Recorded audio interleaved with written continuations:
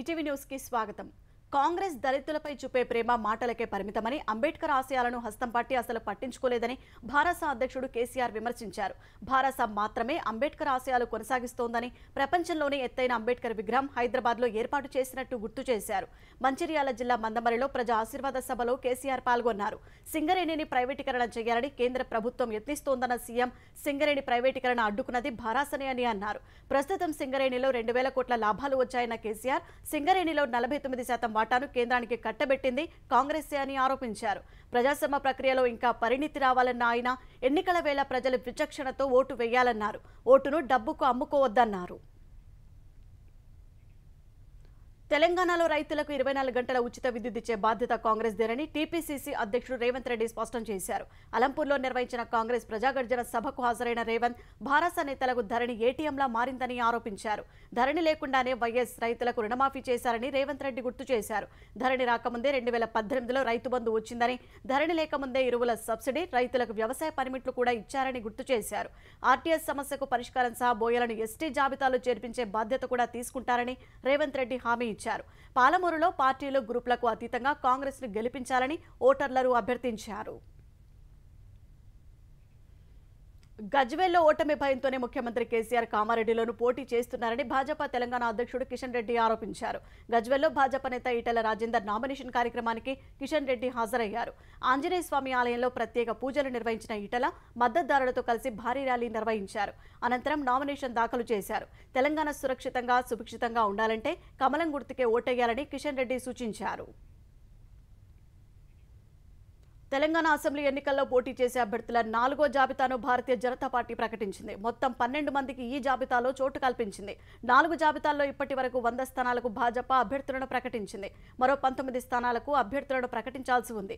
జనసేనతో పొత్తులో భాగంగా ఇప్పటికే 7 సీట్లను జనసేనకు కేటాయించేందుకు అంగీకరించిన భాజపా మిగిలిన 12 స్థానాలకు అభ్యర్థులను ఖరారు చేయాల్సి ఉంది. 4వ జాబితాలో చోటు దక్కిన వారిలో చెన్నూరు నుంచి దుర్గా అశోక్, ఎల్లారెడ్డిలో వడపల్లి సుభాష్ రెడ్డి, వేములవాడ నుంచి తులౌమా, హుస్నాబాద్ శ్రీరామ్ చక్రవర్తి, సిద్దిపేటలో దూది శ్రీకాంత్ రెడ్డి, వికారాబాద్లో పెద్దింటి నవీన్ కుమార్ పోటీ చేయనున్నారు. కొడంగల్ నుంచి బంటు రమేష్ కుమార్ పోటీ చేయనుండగా, గద్వాల్లో బోయ శివ, మిర్యాలగూడ నుంచి సాదిరెడ్డి శ్రీనివాస్, మునుగోడులో చలమల కృష్ణారెడ్డి, నకరేకల్ నుంచి నకరేకంటి మొగులయ్య, ములుగులో అజ్మీరా ప్రహ్లాద్ నాయక్ పోటీ చేయనున్నారు. రైతు భరోసా, పీఎం కిసాన్ పథకం ద్వారా రైతులకు పెద్ద ఎత్తున లబ్ధి చేకూర్చామని ముఖ్యమంత్రి జగన్ చెప్పారు. సత్యసాయి జిల్లా పుట్టపర్తిలో జరిగిన రైతు భరోసా నిధుల విడుదల కార్యక్రమంలో ఆయన పాల్గొన్నారు. బట్టనొక్కి నిధులు విడుదల చేశారు. ఆంధ్రప్రదేశ్లో తీవ్ర దుర్భిక్ష పరిస్థితులు నెలకొని సాగునీటి కోసం రైతులు ఇబ్బందులు పడుతుంటే ముఖ్యమంత్రి మాత్రం కరవు పరిస్థితులు కొన్ని చోట్లే ఉన్నాయని చెప్పారు. మనసున్న ప్రభుత్వం అంటూనే కరవు మండలాల పెంపు ఊసే ఎత్తలేదు. వైకాపా చేపట్టిన బస్సు యాత్రకు అనూహ్య స్పందన లభిస్తోందన్న జగన్, చంద్రబాబు, పవన్ కళ్యాణ్పై మరోసారి విమర్శలు గుప్పించారు.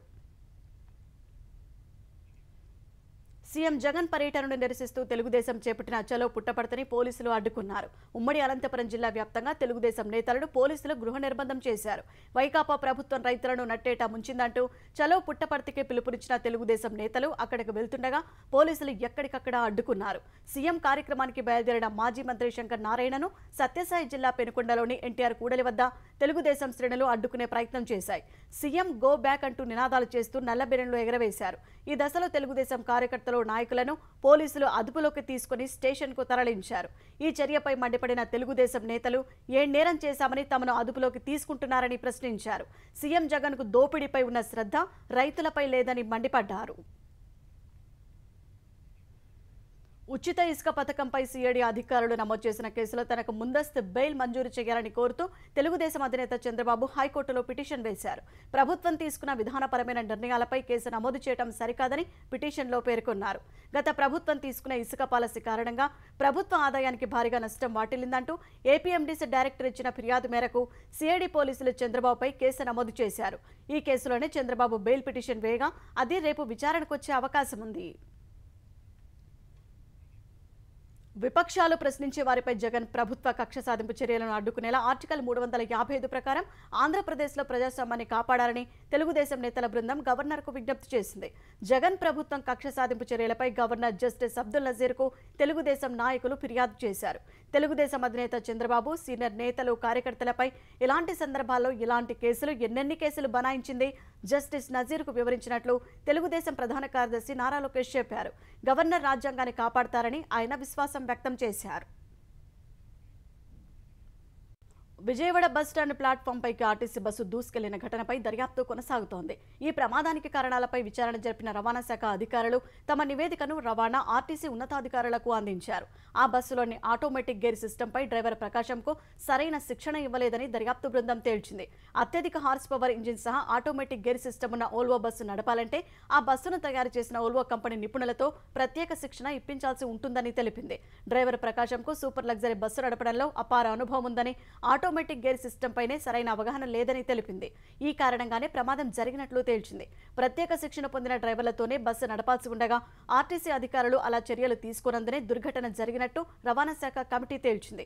ఈ నివేదికలోని అంశాలపై ఉన్నతాధికారులతో సమీక్షించిన RTC MD Dwaraka Tirumalarao police, RTC అధికారుల నివేదికలను పరిశీలించిన తర్వాత బాధ్యులపై చర్యలు తీసుకోనున్నట్టు తెలిపింది. విజయవాడ ఆర్టీసీ బస్టాండ్ దుర్ఘటన తరహాలోనే కడప బస్టాండ్లోకి బస్సు దూసుకెళ్లడం కలకలం రేపింది. ఈ ఘటనలో ఇద్దరు స్వల్ప గాయాలతో బయటపడటంతో అంతా ఊపిరి పీల్చుకున్నారు. వైఎస్ఆర్ జిల్లా ప్రొద్దుటూరు డిపోకు చెందిన ఆర్టీసీ అద్దె బస్సు కడపలోని సంధ్యాకూడలి వద్దకు రాగానే బ్రేక్ పడటం లేదని డ్రైవర్ గుర్తించాడు. బస్సు నిలిపేస్తే ప్రయాణికులు ఇబ్బందులు పడతారనే ఉద్దేశంతో నెమ్మదిగా ఆర్టీసీ బస్టాండ్ ప్రాంగణంలోకి పోనించాడు.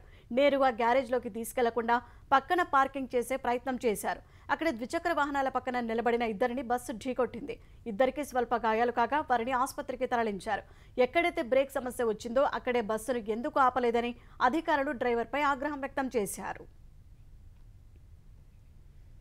ఛత్తీస్గఢ్లో తొలి విడత పోలింగ్ జరుగుతుండగానే సుక్మా జిల్లాలో మావోయిస్టులు ఐఈడీతో పేలుడుకు పాల్పడ్డారు.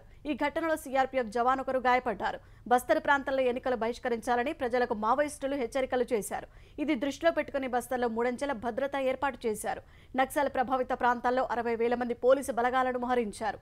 మావోయిస్టుల కదలికలు గుర్తించేందుకు హెలికాప్టర్లు, డ్రోన్లను మోహరించిన నక్సల్స్ ఐఈడీతో పేలుడు జరిపారు. దేశ రాజధాని ఢిల్లీలో వాయు కాలుష్యం తగ్గించేందుకు తగిన చర్యలు తీసుకోవాలని సుప్రీంకోర్టు ఆదేశించింది. ఈ మేరకు దేశ రాజధాని చుట్టుపక్కల రాష్ట్రాల్లో పంట వ్యర్థాల దహనాన్ని వెంటనే నిలిపేసేందుకు చర్యలు చేపట్టాలని స్పష్టం చేసింది. ఢిల్లీలో వాయు కాలుష్యం నివారణకు తగిన ఆదేశాలు ఇవ్వాలని దాఖలైన పిటిషన్పై ప్రధాన న్యాయమూర్తి జస్టిస్ డివై చంద్రచూడ్ నేతృత్వంలోని సుప్రీంకోర్టు ధర్మాసనం విచారణ జరిపింది. ఈ విచారణలో పంట వ్యర్థాల దహనాన్ని వెంటనే ఆపాలని పంజాబ్, హర్యానా, ఉత్తరప్రదేశ్, రాజస్థాన్లను ఆదేశించింది. ఈ మేరకు ఆయా రాష్ట్రాల ప్రధాన కార్యదర్శులతో రేపు సమావేశం నిర్వహించాలని కేంద్రాన్ని ఆదేశించింది. పంట వ్యర్థాల దహనాన్ని ఆపేందుకు అవసరమైతే బలవంతపు చర్యలు తీసుకోవాలని, లేదంటే ప్రోత్సాహకాలు ఇవ్వాలని సూచించింది. ఢిల్లీలో వాయు కాలుష్యం రాజకీయ యుద్ధంగా మారవద్దని సుప్రీంకోర్టు హితవు పలికింది. తదుపరి విచారణను ఈ నెల 10కి వాయిదా వేసింది. అప్పుడు వాహనాలు, ఇతర కాలుష్య ఉత్పాదిత కారకాలపై తెలుసుకుంటామని తెలిపింది. ఉపరితల లక్ష్యాలను ఛేదించేందుకు అభివృద్ధి చేసిన దేశీయ ఖండాంతర క్షిపణి ప్రళయ్ని రక్షణ శాఖ విజయవంతంగా పరీక్షించింది. డిఆర్డీఓ అభివృద్ధి చేసిన ఈ క్షిపణిని ఒడిశా బాలాసోర్లోని అబ్దుల్ కలాం ద్వీపం నుంచి పరీక్షించింది.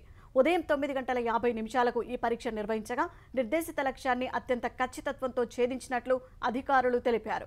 ప్రళయ్ 350 నుంచి 500 కిలోమీటర్ల దూరంలోని ఉపరితల లక్ష్యాలను ఛేదించగలదన్న అధికారులు పేలోడ్ సామర్థ్యం 500 నుంచి 1000 కేజీల వరకు ఉన్నట్లు తెలిపారు. చైనా సైన్యం వద్ద ఉన్న డాంగ్ఫెంగ్ 12, రష్యా వద్ద నుంచి ఇస్కందర్ క్షిపణులతో ప్రళయ్ సమానమైన సామర్థ్యం కలిగి ఉన్నట్లు వివరించారు. చైనా, పాకిస్తాన్ సరిహద్దుల రక్షణ శాఖ అవసరాల నిమిత్తం ఈ క్షిపణిని డిఆర్డీఓ అభివృద్ధి చేసింది.